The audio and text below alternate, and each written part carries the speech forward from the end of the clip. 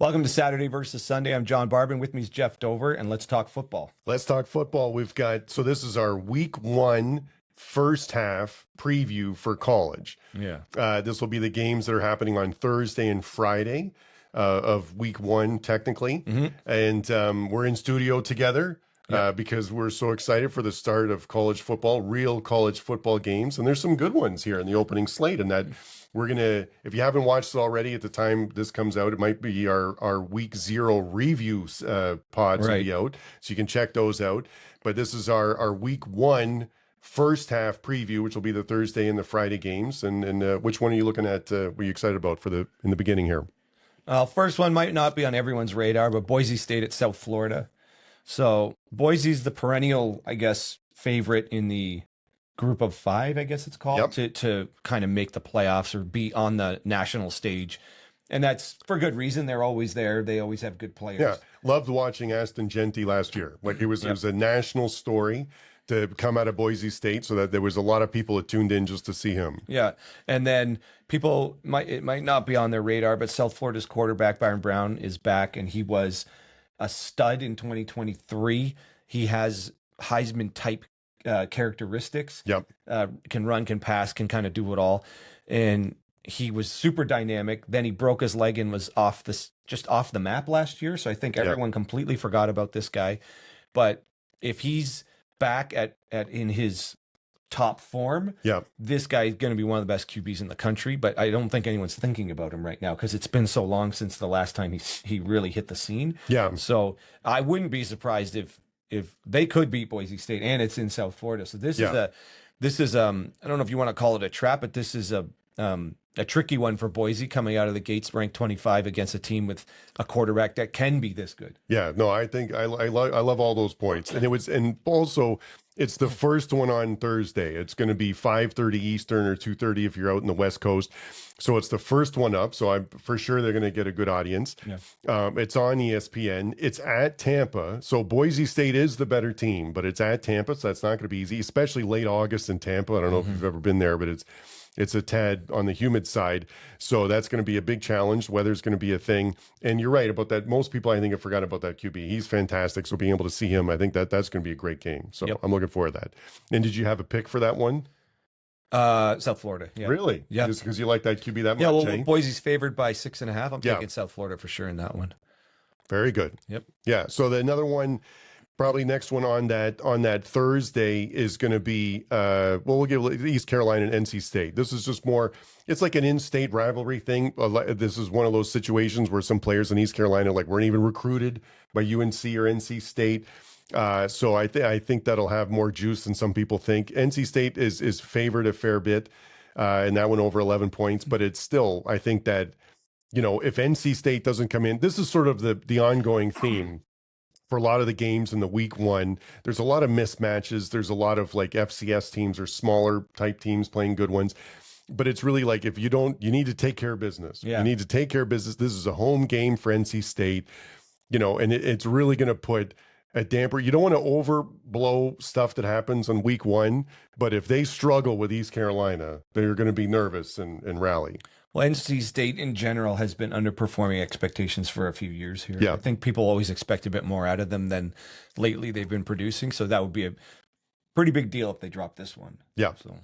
And so the next one on the Thursday, which we're going to be watching, is Nebraska at Cincinnati. So this is a similar, everything we just said about Boise State and USF, you could almost put in here. Yeah. Because again, Nebraska's favored by 6.5. It's the same line, and Nebraska should be good. It's the next year with Dylan Raiola. It's another year with him. It's the same offensive coordinator, or do they get a new one? I can't remember. I think it's the same coordinator. But it's and it's at Arrowhead, so it's at Kansas City, Missouri.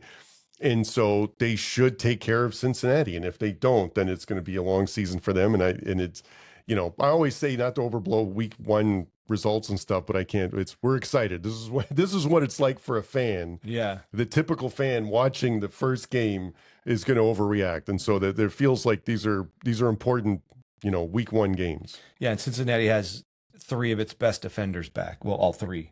So it's that's kind of they've been missing them most of last year. So some of the weakness on the defense that was exposed itself last year shouldn't be there. Like it should be a lot stronger defense this year. So whatever you're thinking of Cincinnati from last year, this should be a better. That's a more. good There's point. more talent on the field right now, and it's not new players. They're just players they finally got back from injury. Yeah. No, that's a good point because having a better defense is going to be more of a challenge for Nebraska. But, it's whether or not Raiola takes the next step. Across the board, Nebraska has more total talent. Yes. But Nebraska lately has been chronically underperforming. But then this is year 3 with Matt Rhule. I was just going to say. It's the big year 3 with him. Yeah. It's always supposed to work out. That's the narrative with him, right? Yeah. Is that it's you get a bump in the year 3, so hopefully they'll be better. Yep. Okay, and so then we've got there's some games on Friday. This is in the heavily favored area again, where you really want to take care of business. So the Western Michigan State is another in-state game. No one at Western Michigan was recruited to go to Michigan State. Michigan State heavily favored, 19.5 points. We really like the Michigan State QB. And so, but this is one of those things where you really hope they can take care of business at home. Want the QB to look comfortable, not make mistakes because he was prone to throwing it to the other team last year. So, want that to work out. And again, it's one of the it's the 7 p.m. game on the Friday. So I'll be able to tune in some of that. If this is a close game, that's a big red flag. Like if they can't come close to covering the spread. I mean, it's a big spread, 19.5, but do you think that's a flag for them if they can't put this type of beat them as expected? Right. That's a great question. So this reminds me of when Florida was really great back in the heyday when we were there. And in the traditional schedule back then is that you would play 2 really smaller teams and then play like a conference play and things like that. And with those 2 smaller games, they were always never looked as good as you thought because it was vanilla defense and vanilla offense, right? And they did that on purpose, just not to show what it was going to be like for the next team. So I don't know if Michigan State's in that category. If they feel like they are, and it looks like a vanilla game and they barely get through or something, that's one thing. But if they're, at the full playbook, opening it up and struggling with Western Michigan, then that's going to be a problem. Yeah. So, but the coaching staff are only going to know the answer to that one. All right. Well, next up is Baylor and Auburn. Yes, I'm excited about this one. This is a sneaky important game, I think, for both teams. And this is also in terms of ranking at the end of the season, and will be involved in playoff implications. Yes, because of strength of schedule and things like that. So this was a point they made on the Cover 3 podcast, where there was a few Big 12 matchups like in the first couple of weeks. Yeah. And if they sort of go 0-4 in them, then that's going to negatively affect the conference later on. So, and it's a short line, right? It's Auburn favored by 2.5, I think, right now. At Baylor, that's not a nothing place to play. At Waco, that's going to be tough. And I'm dying to see Jackson Arnold. So he was a 5-star QB coming out of high school. Never really looked that good at Oklahoma. But in a Hugh Freeze offense, could it be, significantly better? So I'm excited to see that. And Baylor's got a returning QB. Sawyer Robertson. Yep. I think he's fantastic. I think he's very good. So that is a sneaky good game on a Friday night. 8 p.m. Eastern, 5 on the West Coast for that opening week 1. So overall, Auburn has more 4-star type talent on this team. Probably. And they have some stud receivers. So theoretically, if Freeze knows what to do with Arnold and it all can gel this fast, and I mean, that's fast, right? Like it's got a first game of the season. They're up against a team that could be vying for the Big 12 title. Yeah. Now, it's not a conference game for either team, okay? So a loss here doesn't really derail your stuff. But like I said, this is going to have bigger implications later. If they're... Who do you think it has bigger implications for? That's a great question. I think it might... I think it might have bigger implications for the entire Big 12. Yes. If Baylor beats Auburn... Yes. Whoever else in the Big 12 might beat Baylor... There's always going to be that transitive property. And then Baylor also beat Auburn. Yes. And we beat Baylor. So that might actually end up at the very end of the season. This game inadvertently could be Baylor's beating Auburn. If they do, could end up being a feather in another Big 12 team's cap who beat Baylor, trying to argue for their position in the playoffs. Not to mention, this is a huge step for Baylor if they beat them. to make Oh the yeah. playoffs as well. No, I agree. I think it's a very big game for like Kansas State and Arizona State, because like you said, if they beat Baylor, then there's some, what's that going to play in later? But I also think it's going to be a huge game for Baylor for the same reason. Like if they beat Kansas State, Arizona State, lose to Texas Tech or something like that, but they have the tiebreaker and they beat Auburn. Yeah. I think that would make a big deal for them going forward and also for the playoff implications. I still think it's a big deal for Auburn too, because what if Baylor? How about this? What if Baylor goes to and or wins the Big 12? Yeah. And Auburn beat them, but Auburn has a couple of other losses. But this is one of their losses, but it could end up looking like a really good loss if Baylor turns out to be a really powerful team. Absolutely.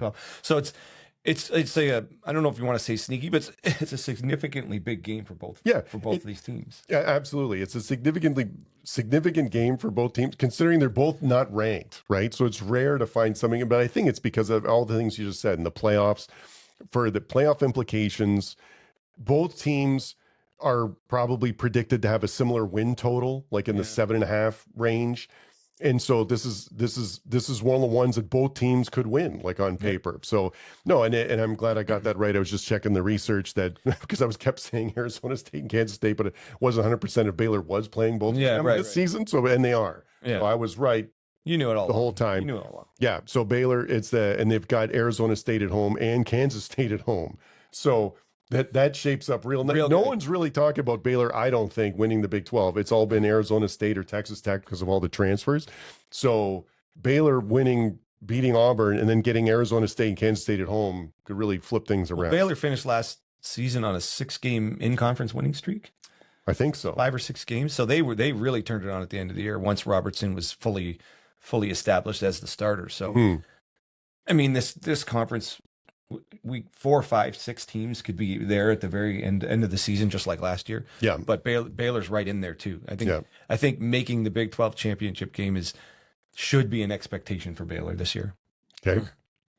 All right. Well, I'm wearing the shirt, so Georgia Tech, Colorado is going to be. Everyone's going to be watching this game. It's Coach Prime's first big time game without Shedeur, if not his first game ever without Shedeur. Right. His coaching career, I think. Yep. I think you talked about that in one of the last episodes. Yeah. So I think he's done it like from high school, then at Jack's, like the College of Mississippi, and then off to Colorado. So yeah, I think Colorado loses a ton. There's a lot of turnover, just like it was last year. And he's losing a generational player in offense and defense. And they're getting a new QB who has starting experience, but coming from a smaller league. And Georgia Tech is returning Haynes King. Haynes King is great. Mm-hmm. And Jamal Haynes and the running back. They had some big wins last year. Yeah. So I'm surprised that this line is only Georgia Tech by 4. I get that it's at Colorado, but they're replacing so much. I think it's going to has to be a completely different team. I think they have to run the ball more as opposed to the air raid type offense. So I just don't know.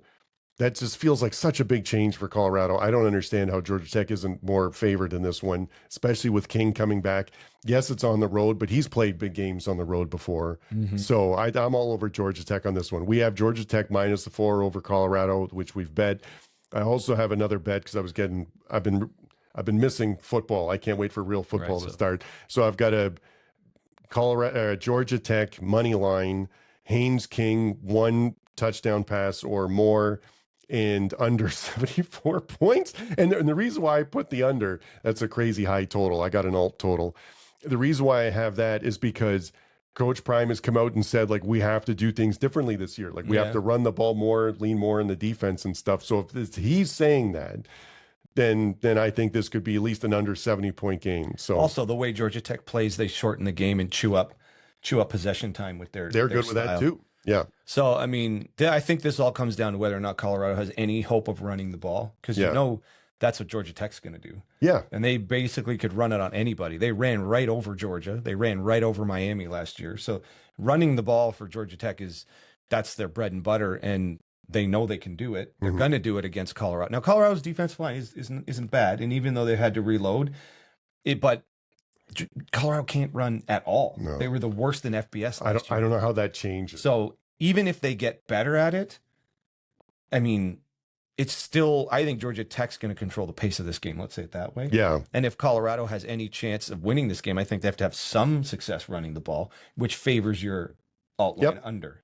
Yeah. No, and I think that this could get, I mean, I think if Georgia Tech really manhandles Colorado, then Colorado's got a problem. Like it's going to be a long season, and it's so I just hope that I don't want that. I hope it's a good game, but it's definitely a big hill to climb as the very first game without, like, in the post Shedeur Sanders era. Yeah. But both the QBs on that he has they both can run. Now the rookie, the freshman, maybe you'd prefer to have Salter in because he's got, like, obviously experience playing at the college level. Yeah. And he's good. I mean, he's good. He's proven he can do it. So maybe Colorado's running attacks mostly revolves around the QB, but who cares? It's still got to be better than last. Yeah. Like the worst in FBS. The only thing I'll say to you about Colorado, we talked about this in one of our preview ones, is that their schedule sets up nicely in terms of having, after the Georgia Tech game, they have Delaware and Houston and Wyoming, so that's not exactly murderer's row. And then they finish the season hosting Arizona State, then at Kansas State, which are probably the two ones that are... Well, they're the two favorites. Yeah, two favorites to win the conference. So, like, if you are slow getting the offense, like this running idea and playing with a different style might take a few games to get into it. Yeah. And so then, which they can in terms of their conference. But yeah, I'm all over Georgia Tech in this one and just can't wait to watch that game. Yeah. Do you think this game has, I guess theoretically it could have playoff implications? Maybe. I mean, it's not going to affect either of them in their conference. Like Big 12 championship playoffs, maybe? I don't know about the playoff. I guess not. No, I guess not. I mean, for either of these teams to make the playoffs, they basically have to win their conference, right? Yeah. So this game won't really affect that. No, I don't think. I mean, Georgia Tech, some have as a sleeper pick, right? In terms of the ACC. So, and if you lose to Colorado, but still, and Colorado's not great and they make it to the ACC championship game, like that'd be bad for Georgia Tech, right? For, the affecting their strength of schedule for later. But yeah, playoffs a bit stretched. Maybe it's more for somebody else, like the transitive property all over again. Yes. Yeah. So that, because especially for like Miami, who doesn't necessarily play all the top teams or something like that, but they do play Georgia Tech. Like that's when if Georgia Tech's good, that's really better for them. Right. So, right. Or if Georgia Tech beats Colorado wins the Big 12, but then somebody else, it's a kind of a quality loss to lose to Georgia Tech. Yeah. In there, something like that. So, but yeah, I don't think this game probably doesn't have a direct effect on either of these teams making the playoffs. No, they're essentially going to have to win their conferences. Do you have anything else for these the Friday or the Thursday games? No, I think those are that's a pretty good, like in terms of a Thursday Friday slate.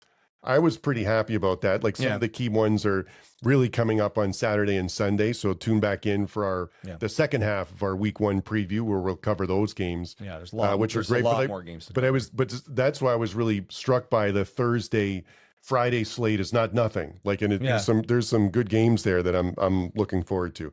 Yeah. So just checking the schedule real fast. So yeah, Miami doesn't get Georgia Tech, but I thought it's Clemson. Yeah, I think they do. Yeah, I think they do too. Yeah, they get at Georgia Tech pretty early on too. Right. So that's in terms of your playoff thing, that's important because that Clemson, it would really help them if Georgia Tech's better because they only play a couple of ranked teams. So isn't it stupid with like college with the committee that we're trying to figure out how could this game affect the playoffs, and the best we can come up with is, well, if they lose to this team but they beat that other team, but the thing is the committee's probably going to do that. That's exactly what they're going to do. If there's debate over who's number 12, then that it could come down to this nonsense of quality win or quality. Yeah, that's exactly what they're going to do. Like their committee, this is the only, Dr. George was one of my old mentors, and he says it's not a playoffs, it's an invitational. Exactly what it is. Right? And so, and they should call it that because a playoff in NHL, Major League Baseball, NFL, it's not subjective. It's like an objective thing, and there's no debate in it. This is the only sport where there's a debate in it, and that's why. And so when we're talking about like, oh, I wonder who Georgia Tech loses to in Miami, or would that make a difference? And the reason why we're talking like that is because the end of last season, when they picked who's going to go in the playoffs, the chair of the committee came out and was doing exactly that. Yeah. They were doing exactly that. They were talking about like tennis. So it was a 9-3, could have been South Carolina, but we thought that loss was whatever. Like that. So just the same. We thought that loss wasn't as good. Like that was exactly they the won't stuff they were reveal saying. how they exactly pick things. No. So well, that's what they were trying to like. That's but what each they're week trying to the be answer is different. Well, they're trying to be transparent. They'll be like, "Why did you pick them?" And then they'll say it. They're like, "I just wasn't sure about that road thing. The other thing was the neutral site." Like, so they're doing the exact same thing. Yeah. Well, that's never going to end either until it's all automatic bids.